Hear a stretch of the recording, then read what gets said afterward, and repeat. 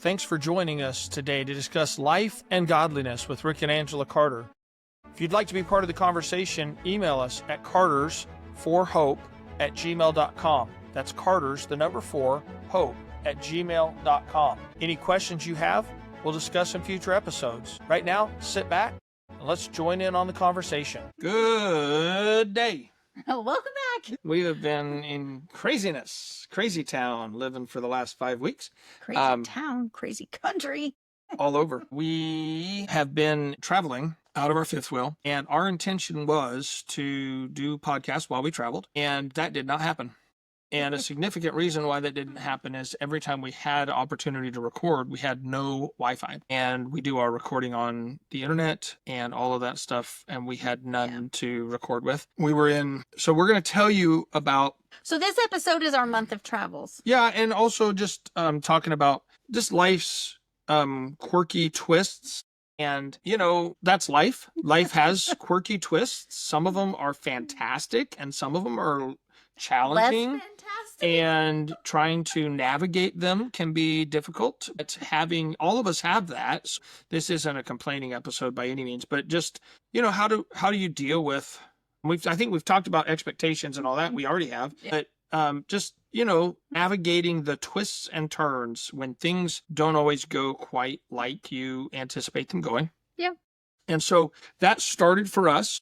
This last 5 weeks started back on June 20th, and we left Oak Harbor, Washington. Yes. Dropped our trailer off in Tacoma, Washington to have what we anticipated. What was supposed to be. Repair done for our yearly inspection. Our 1-year warranty. And hit the airport the next morning, flew to San Diego, and we were picked up by Pastor Emmanuel Ponce down there from Rosarito, Mexico, where we were doing the National Hope Addiction Training. Yes. And that's where things started going sideways. It didn't take very long. It didn't take long. He picked us up at the airport. We drive down to Rosarito, and we had reserved a VRBO. Okay, wait, back up.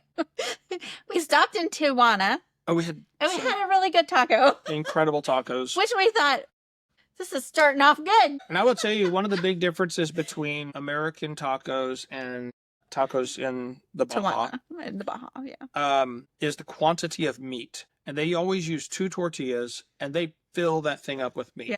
And here, it's like a little meat. Yeah. But a lot of meat there. And that's, 2 shells. But, so, to say that, I thought, okay.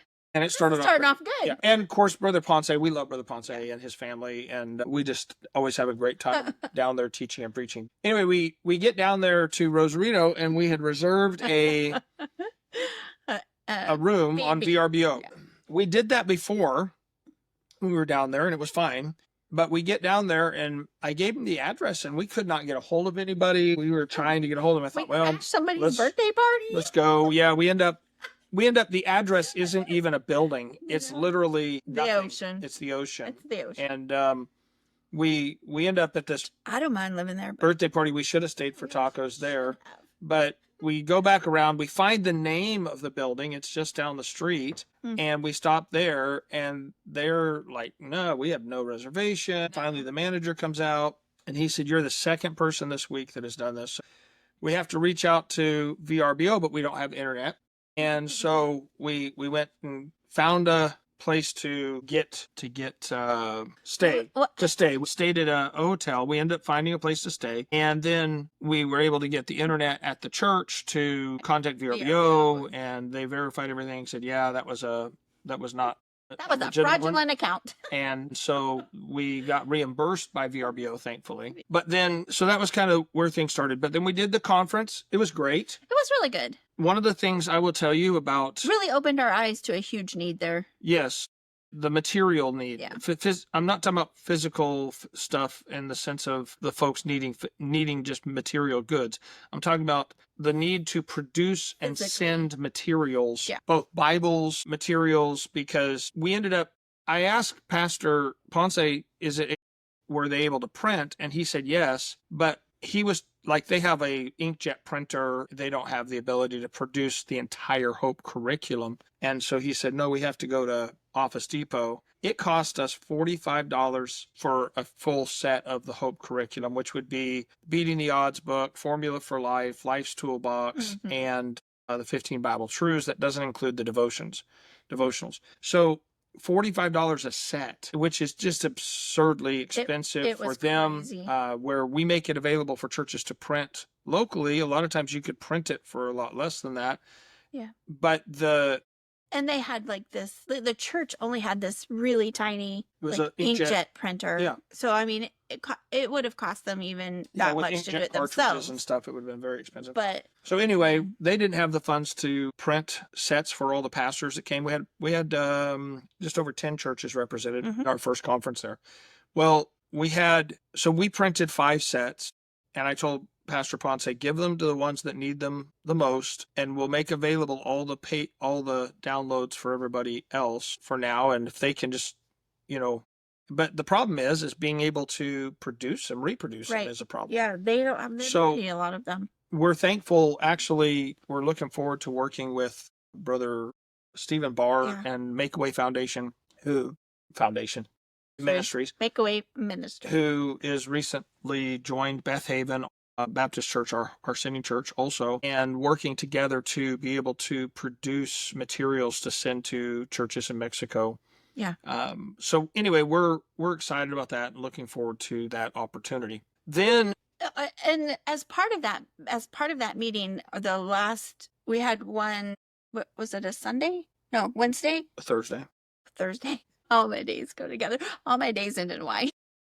As part of that, we were able to go to. I wasn't done there. Oh, yet. Sorry. Go. I was going to talk about that. Go for it. Go ahead. No, you're fine. Do no, you do it. No, do it. We were able to go to one of their mission works that Brother Ponce started, and that was just it was tremendous. It really helped me understand that path. I had met the pastor, we had visited with him, but it really helped me understand that pastor and his ministry a lot more. So, but before that, we had the most amazing tacos that just changed our life. Yeah. Okay, so somebody asked us the other day, what is one food that has changed your life? The problem is it changed it in a bad way, not in a good way, because the tacos were so amazing that when we came back, we haven't enjoyed tacos since being back as much. Not that the longer away from those tacos we get, the more we'll enjoy it again. But I got to tell you, this taco, it was that there's a place called Tito's in Rosarito. Yeah. It's a seafood it's a fish taco place. And the pastor's wife, Consuela, she ordered our food because we didn't know how to read Spanish. So she ordered this taco, 2 corn tortillas with cheese in between them, and then a roasted poblano pepper. And it was filled with this meat and sauce and topped with this shrimp. And I took my first bite, and I think my mind was blown. And I thought, this is the best tasting beef I've ever had in my life. And Angela spilled stuff. Turns out it was smoked marlin. Oh my goodness. Smoked marlin topped with spicy shrimp and this cream sauce. And it was huge. We ordered 2. You couldn't hardly hold. I mean, it was so full. And we should have just ordered 1. We should have ordered. Yeah, she got us 2 tacos each. We should have got 1, and we couldn't eat the whole of tacos. It was tremendous. Unbelievable. It was tremendous. So anyway, then we also ate at this other place with birria, which is one of my favorites. Just on the side of the street. It was awesome. Oh my goodness. They just had this makeshift little tent thing with this makeshift little table. Yeah. And we sat on stools, plastic stools. Yeah. Again, you would expect on the side of the road. You would expect the tacos in Mexico to be good. Yeah. They were over the top good. Yeah. And I got to be honest, the last couple times we've been there, we didn't eat at those places. No, we didn't. And so it was, I guess you have to go a couple times before they take you to the good primo places. But, they're easing you into it. Anyway, so we did have, we had a David, Brother Alex, was not able to come translate. Brother Alex is a phenomenal translator. Yeah, we miss him. Literally the best translator I've ever worked with. David did a great job, though. Yeah.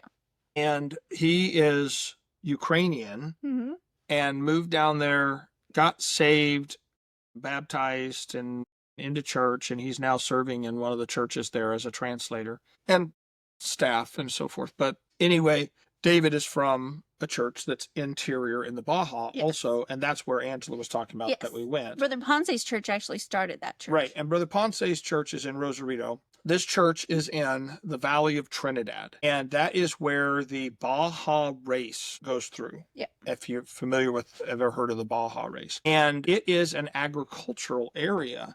It's very deserty. poor. It looks like, California. Southern California. Yeah, that's what Baja California. And so, but the thing about it is that this is where the migrant workers from Mexico go. The ones from the little villages that live in the mountains and various different places. And so they started this church because in this town, actually the highway comes up. It's a paved highway. But as soon as you come off the highway, it is all dirt roads. Mm-hmm. And it's like very, very poor. But the church there, I don't know how many there were. There's 100 and some on a Thursday night. Yeah, but there was a lot. 100. Yeah. And they have done a great job reaching these migrant workers and then working with them, training them, and then sending them back to their villages. And they've started a number of churches this way. They're getting ready to start another church. And I think they have 70 training right now. They have a lot. There had to have been closer to 200, I guess, on that. It had to be. It had to be. It was a full auditorium. It was a large. And it was very long. It was a long auditorium. And so that was phenomenal. And we're actually going to go back next April. April. It's in April. And they have a large youth conference with 400 plus young people that come, and we're going to go back and do that. On our way to the church, we drove by one of the farms' migrant housing. Yeah. It just blew. It was kind of this compound. Yeah. All of these little garden shed looking buildings. It looked like one room, but it was divided and you had 2 doors. Yeah, there was. So, I mean, it was super tiny. So the size of each building was the size of a garden shed with 2 rooms. Yeah. And that was the migrant housing. Their whole family would live in that one room. Yeah. I mean, it was. Yeah. And just row after row after row after row. Man. Yeah. Like I said, this is where the poorest of the poor come to do migrant work. And so, anyway. It's really sad because a lot.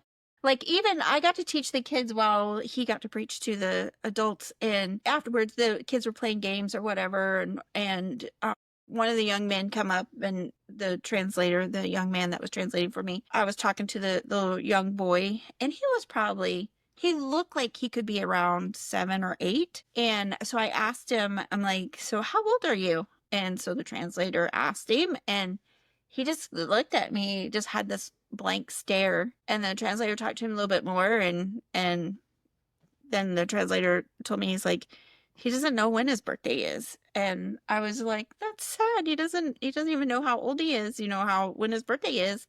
And then another one of the little girls come running up to me, and they were playing chase and tag and all of that. And my hair was down, and so she was a little taller, so she like touched my shoulder and touched my hair, and she stopped and she said, through the translator, how do you get your hair so soft? And I was just like, I'm so sad.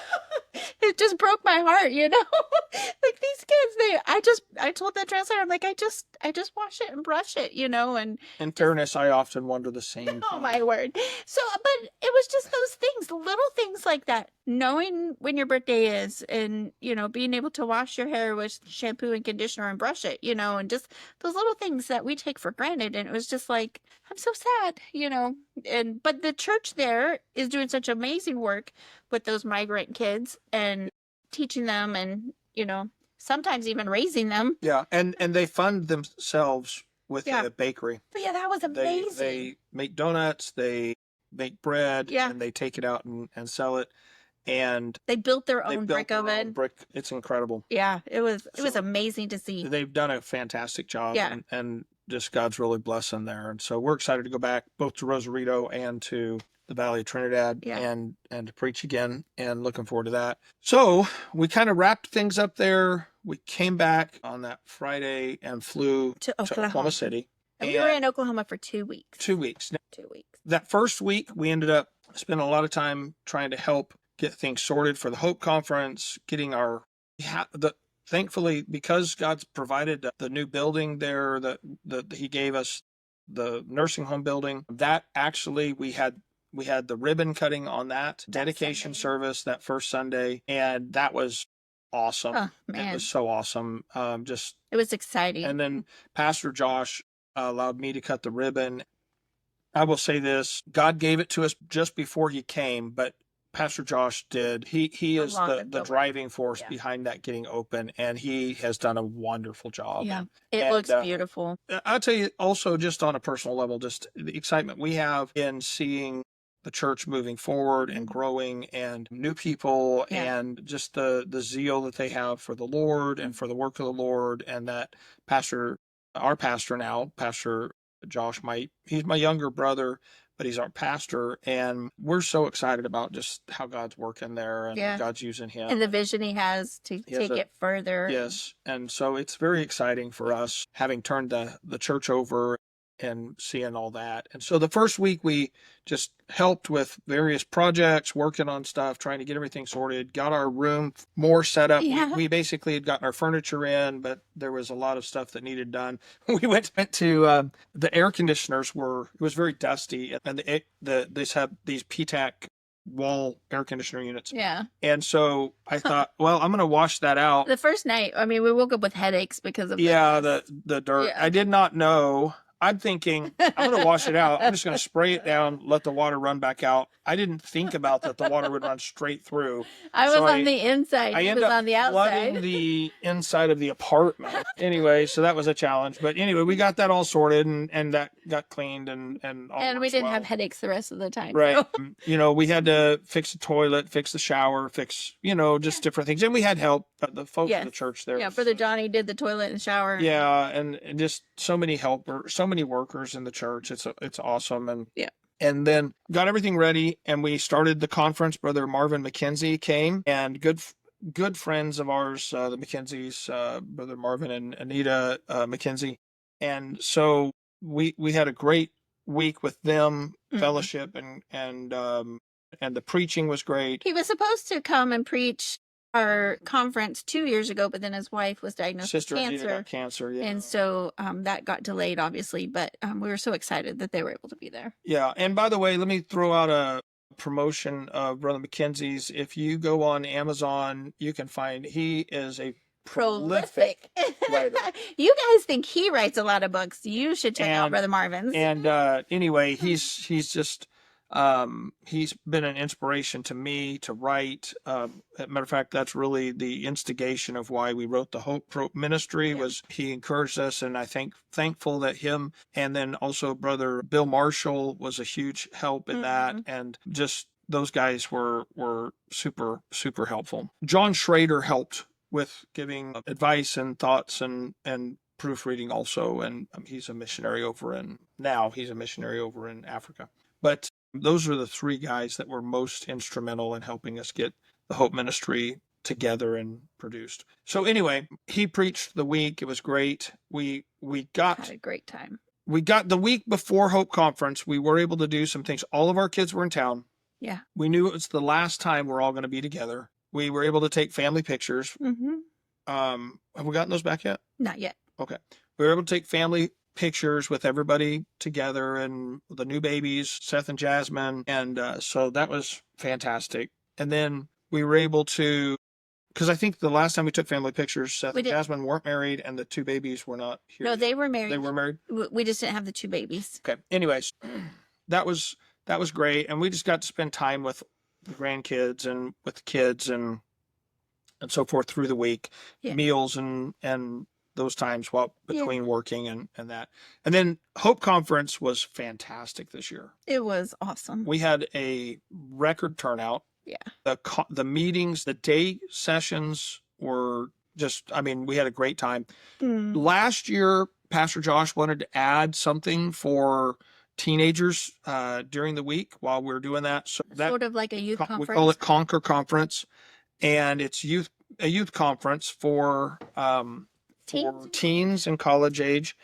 Brother Bill Marshall preached that side of things this year. And then men, our professors in our Bible college did a lot of the teaching also. And it went great. They had a great time. And then we also did Pastor Josh himself ran a youth side of things for those under teens. And then we had nurseries. So we had something for everyone in the family throughout the week. And the goal is to do that again. Every year is going to be that way moving forward. And that was fantastic. We just had a great, great week and lots of positive feedback from folks that were there. Yeah. So then we wrapped up by preaching all day that Sunday afterwards. That was awesome. And we had a great time. Yeah. Because we hadn't preached at Beth Haven since the missions conference in January. And I only preached once then. But... Yeah. And so it was just good to be in a service, and right. It was like a hug from the Lord for me. I don't know. Yeah. So then we left there and went over to Stratford, Missouri. And we're drinking tea this morning from inspired by Mr. Lisa Hughes. Yeah. Yeah, peach ginger. With honey. It's not the iced tea because I don't have any ice right now, but it's fantastic. It is really good. Anyway, we had a great time with them and did a family conference there in Stratford. Had the best time. It was the best week. We had some challenges on the way over, though. This is always the thing. Challenges and blessings, right? So we borrowed a fifth wheel because ours was up here in the Northwest from the Garbers, John and Beth Garber, and they were so kind and gracious to let us use it. They were amazing. And it would have been fantastic. But as we're driving over to Stratford, which is from Oklahoma City, it's just the other side of Springfield, Missouri, and we're driving and this car pulls beside us on the interstate and they're waving. Like, and so you're going, okay, and we roll the window down and they're yelling, "You have cables dragging." And so we pulled over just on the side of the road. This fella pulled over in front of us. Yeah. Well, but kindly. I mean, that's not a problem. It was so gracious. He pulls over, comes back, and he's like, "You've got cables dragging." And I've got out and went back there. The underlayment, or the underbelly, whatever, which is kind of like a corrugated plastic on their fifth wheel, had come off. It flipped down, and all of the hydraulic hoses had fallen and were just shredded on the ground. Of course, it's not our fifth wheel. We borrowed it. We broke it. Yeah. And so anyway, but that guy was so nice. He crawled under there with me. We had to cut back the plastic. Thankfully, there were some zip ties in the drawer, and we were able to zip tie up the hoses, but they were shredded. And so then we stopped for gas, and there was a shop there, and I went in and asked, could they fix it? And they looked at it. "Oh yeah, we can fix it." Well, they didn't. Like an hour and a half later. It took an hour and a half, and they told me 45 minutes. An hour and a half later, they said, "Well, we can't fix it." So we get on over to Stratford, and we couldn't put out the slide outs. We couldn't put down the jacks. We couldn't disconnect from the truck. We had to take our clothes to the church because it was like time for dinner. It was time for church, and we were starting that night, and we could not get anything to work. So anyway, we get to church. Would you know that there's a man in their church who does hydraulics, and he had the week off because it was his last week off. He had knee surgery, and he was basically he went ahead and took off through the meeting for recovery. So the next day he came over, we went and got the pieces and whatnot. He knew what to get, and we were able to buy all that, and he came to the trailer and fixed it. And Zach, and what a otherwise blessing. Known as Superman. It was such a blessing. Anyway, but because of the way everything happened and whatnot, that first night was challenging. It was challenging.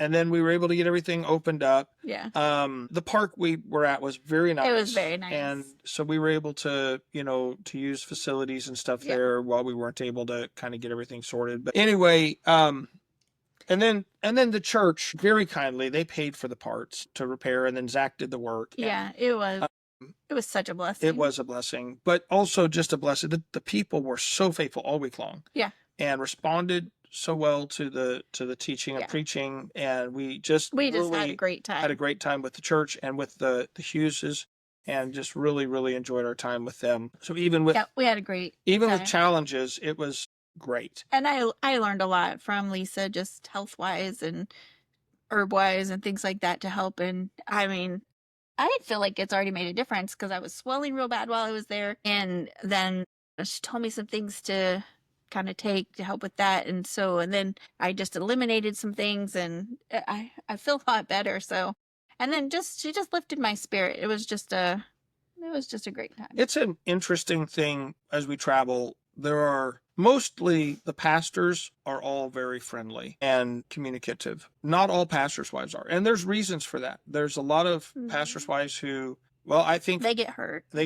But also then the reality is not a lot of evangelists don't travel with their wives for whatever reason. And so there's kind of this isolation of pastors' wives, sadly, and they become very reserved because they A, are hurt, and B, feel like there's just no one to fellowship with. And so it's been a joy. We've been able to fellowship. Yeah. Some are very reserved, and that's we're not upset about that. That's just, the nature of sometimes ministry makes you But when you are gun shy in a church like that, it is very, not, it just, they're reserved, so it makes you feel like isolated. you don't want to yeah. You don't want to impose either. Yeah, so it was not that way at the Hugheses. No, we had a great time. Great time. And overall, overall the majority of I laughed so much that week that my sides were in constant pain from all the laughing.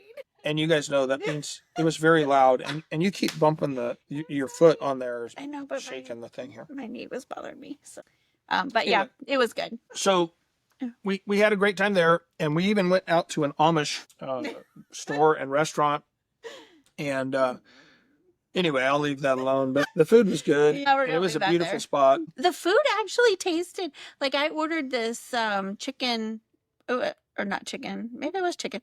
I don't know. It was like a schnitzel, but it tasted just like one of the meals that we had in Prague. Yeah, even with the red sweet cabbage as opposed to the sour cabbage. Yeah, so it was really neat just to be like, hey, this taste of the Amish very very Czech, and made me think of the kids. Yeah, absolutely. So then we flew back to Washington. Now, this is where some frustration this is where it goes downhill. Entered again. So just with challenges all along the way and so forth. But those challenges were easily handled. Yeah, but when we had been, the week we were in Stratford, we're calling because they're supposed to have our trailer done by the following Wednesday. When we get back. And it just wasn't done. And they're telling us it's just because the company has just dragged their feet, the manufacturer has just dragged their feet. They have not communicated. They have not this, they have not that. Yeah. And we're trying our best. We're going to try and have it done, but it won't be done. It won't be done, but we're going to try. And one of the things that they found, we had to pay to have the bearings repacked, or we did pay to have the bearings repacked.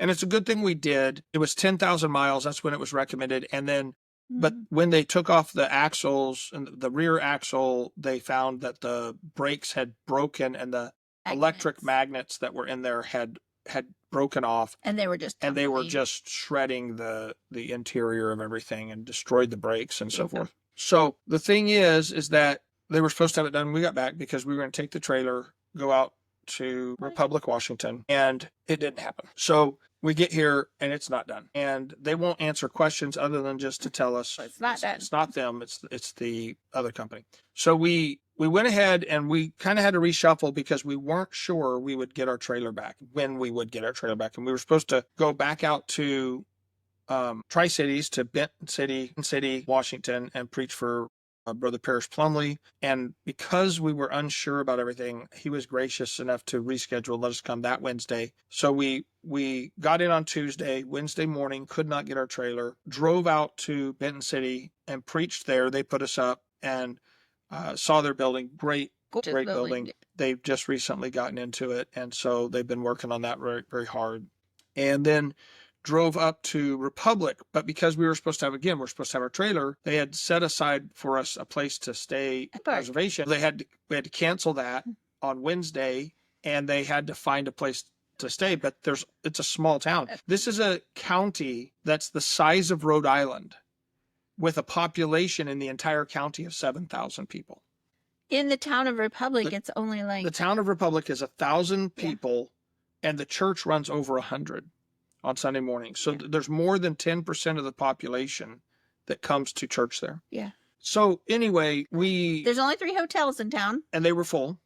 They couldn't get any rooms because it's summertime, and so people coming on vacations and stuff. It's such a beautiful area. I mean...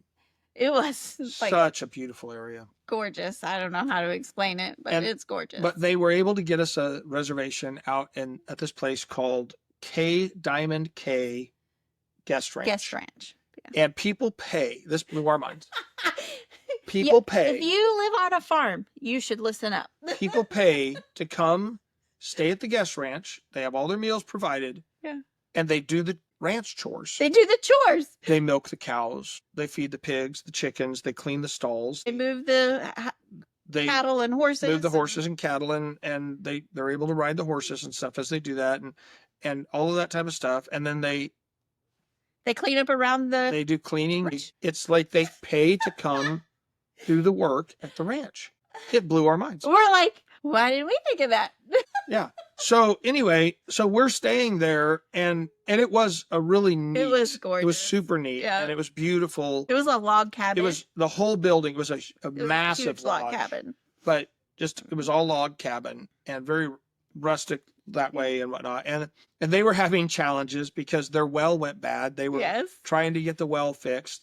They were supposed to have internet. There was no internet all week long. They couldn't figure out why. And so we had no internet. But hence there was no podcast. But regardless, we were able to really enjoy the scenery and the view and the week with the church and the McKenzie's, Brother Caleb and Lisa we had a great time. And again, Brother Marvin and Anita McKenzie are there in the church. And so we were able to spend time with all of them. We one day went up with Pastor Caleb and Lisa and the kids to Canada. And we saw the weirdest sign.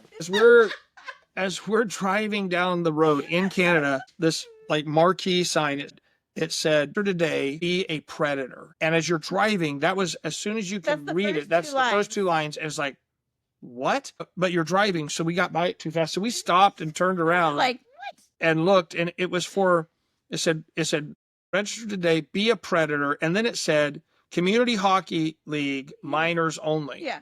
And there's no good way to say that, is there? Register to be a Community Hockey League predator. Register to be a minor predator. There's no good way. That's a bad name for a hockey league team. Anyway, so we had a good laugh, like all the way back into Washington. Yeah, that was crazy. So anyway, we get back and finished up the conference, and I just smudged my glass. Another challenge was glasses. Well, we're not going to go there. So on our way back into Washington, it was so funny because we had Zach and their daughter Kaylee in the van. Anyway, so we just laughed about this sign. And so we're pulling through border control, and we're just cracking up. Of course, the agent comes over and he goes, "Do you have anything to declare?" And Zach is in the back and he's like laughing so hard. And I leaned over to Lisa and I'm like, "Do we need to declare that we have?" Anyway, so it was just funny. We had a good time and driving back into America, into the States. Into America. So anyway, we did missions conference there in Republic, and we did have a good conference there, and came back on Monday. They said the trailer's gonna be done. Get back over here on Monday, and it wasn't. Surprise! And anyway, I'm not going to go into all the details, but Monday afternoon they did get the parts, and they fixed it on Tuesday. We were able to, so we're in the trailer. We've been in the trailer a whole half day. Yeah. All right. Now that was a long story of twists and turns, and so we preached in 1, 2, 3, 4, 5, 6 churches on that trip. We did 1, 2, 3. We did a Hope regional training and counseling. We did the National Hope Conference, counseling conference, and so forth. We did a family conference. We did a missions conference, and then we preached in 2 other churches as we were on that swing. And we're currently in Gig Harbor, which is also gorgeous. And last night was like tsunami warnings. Oh yeah. But so we're fine. Hey, are you in this? It didn't end up being it. I mean, it's just I don't know where we're at here. So anyway, the thing was, this is where the whole story was to get to this point. Life doesn't always go like you think it will. Rarely. And that's sometimes when we were first in ministry, we heard people say this, "Well, welcome to the ministry." And just like, well, ministry doesn't always go well, and there's always problems and so forth like that you're going to encounter. But the truth is that it's not just ministry, it's just life. Yeah.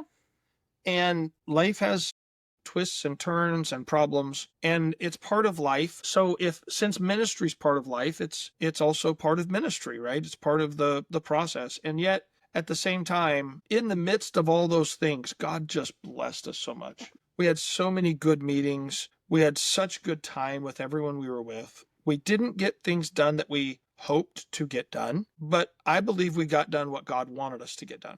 And if we would have focused on all the negative things, we would have missed the good things. That's right. And so we had so many good things. And I just wanted to, I know this is kind of a weird episode. It's like all these crazy stories and weird, and what are they talking about here? But here's what we're talking about. You could focus all your attention on the negative, and you could be discouraged and downhearted and downtrodden, or you could accept that God is in control even when things don't go like you planned them. His plans are better. Had we done it the way we thought, we would have missed some of that. And it was a very good reminder for both of us to keep our hearts in tune with the Lord. Our job was to minister to those churches. And if we weren't careful, we could have really allowed a negative attitude, negative spirit, and that wouldn't have been a help to them. It would have been a discouragement to them. And so I just wanted to say, what did we do? Well, we spent a lot of time praying. We spent a lot of time reading the Word. And spend a lot of time encouraging each other. It's going to be okay. Everything's going to be all right. This is the Lord's plan. And both of us, and you know what? Both of us had moments where we're just like, okay, this is just not, Yeah. But they were moments. They weren't days. Time spans. Yeah, they weren't days and weeks. And we were able to, keep our hearts right, keep our focus right. Not because of us, but because we know that is just part of life, right? I mean, you're going to have times of trouble, but amidst the times of trouble, there are amazing tacos. Amazing. Like, blow your mind. Amazing. Yeah. In the midst of the problems. We may have to take a vacation to Rosarita. In the midst of the problems, there are blessings. Yes. But if you get so focused on the problems. And people that want to help and want to minister to you. And that's the blessing, And, if you get so focused on the problems, you'll miss the blessings. Yeah, completely. And God has blessings for you. He has answers for your needs, your ministry, the struggles that you're going through. There is hope and there are blessings. You've got to keep your eyes open for the blessings. And one of the things we did is we would talk to each other about, well, yeah, this isn't going like we wanted it to, but look at this blessing. Look at this blessing. We had to keep our focus on the positive. And keep talking about the good things God was doing. Yeah. And, love that phrase in the Bible, this too shall pass. And it did. It does. That's one of the things when we were first married, you said, things are cyclical. And that really has stuck with me. And that means it goes in a cycle. Yes. And so I'm mansplaining. Mansplaining is when a man tells you what something means that you might otherwise know. Wow. Anyway, so come on, choose to focus on the positive. Anyway, it stuck with me a lot for all these many years now. So when we start having like a period of time where things seem frustrating, I always try to remind myself it's cyclical. It's just a cycle. Yep. This cycle will pass and we'll be back into a good one. So absolutely, just be patient. And we learned things. And that's the other thing. When you're going through things, learn what you can. And we learned some things like never leave our trailer with anyone else again. How much we have come to really depend and love our trailer. We really do. People think that the point. We have people tell us they feel sorry for us living in a fifth wheel. This is our home. Yes. We love it. And it is so comfortable. I get so much done. I was able to get so much done this morning early. And just even yesterday getting into it, like I had been struggling sleeping for the last couple of weeks. Just not when sleeping. You're in different beds, you're in different time zones, you're in different, everything's changing. And when everything else is changing, having your little piece of unchanging little spot, it helps. So as soon as we got in here yesterday and we got the fridge restocked and all that kind of stuff, it was like I all of a sudden I was so tired. I felt like I could just go to sleep. And I told him, I said, I didn't realize I was stressed about not having the house as much as I was, so but anyway. God blessed. God provided. It was good. I had a good night's sleep. It was awesome. Got my laundry done. And we have a strategy for not having a long hiatus on episodes again. Yes. So hopefully that what we learned on this trip will help us in the future. Yeah. And we did get a lot of people contacted us, said thank you for the program, the podcast, and when's the next one, and all that. And thank you for listening. Yeah. And thank you also for